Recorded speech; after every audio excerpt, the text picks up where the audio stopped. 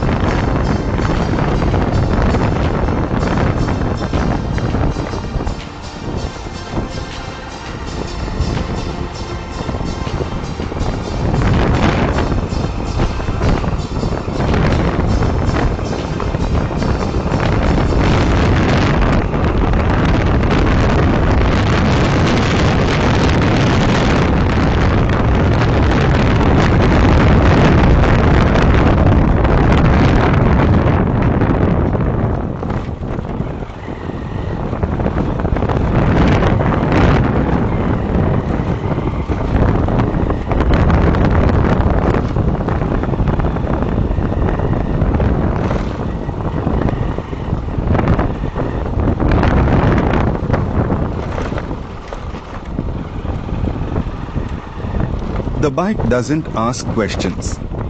It just offers forward motion, and for some people, that's exactly the medicine they need.